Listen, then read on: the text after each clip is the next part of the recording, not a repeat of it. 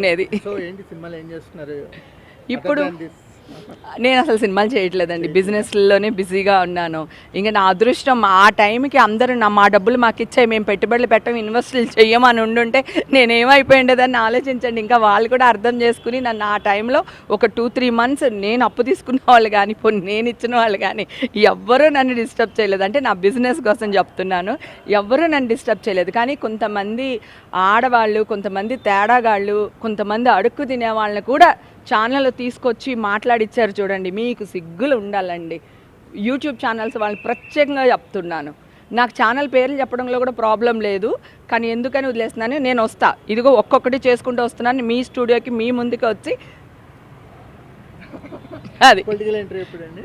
తొందరలోనే, అంటే ఇంకా ఇప్పుడు ఎందుకంటే ఇంకో 4-5 నెలలు, 10 సంవత్సరాలు ఉంది కదా, చూద్దాం మెల్లిగా, కానీ వస్తా. సినిమా వాళ్ళకి చిన్న బ్రేక్ చిన్న బ్రేక్ కాదు, పెద్ద బ్రేకే తీసుకున్నాను. ఇప్పుడు ప్రస్తుతానికి మంచి క్యారెక్టర్లు వస్తే చేస్తానండి. చిన్న చిన్న క్యారెక్టర్లు ఏం చేస్తాము, నేను తీసుకున్న బ్రేక్ ఏం పెద్ద బ్రేక్ ఏం కాదు, మంచి క్యారెక్టర్లు రావట్లేదు. ఇప్పుడు ఒక సినిమా రిలీజ్కి ఉంది, లేచింది మహిళా లోకం అని, మొన్నే జరిగింది కదా ఆడియో ఫంక్షన్, అదిని ఫ్రీ రిలీజింగ్ ఫంక్షన్ జరిగింది. సో దాంట్లో చాలా మెయిన్ క్యారెక్టర్ చేశాను. అలాంటి క్యారెక్టర్స్ వస్తే చేస్తాను, కానీ చిన్న చిన్న క్యారెక్టర్స్ చేయాలనుకోవట్లేదు అంతే.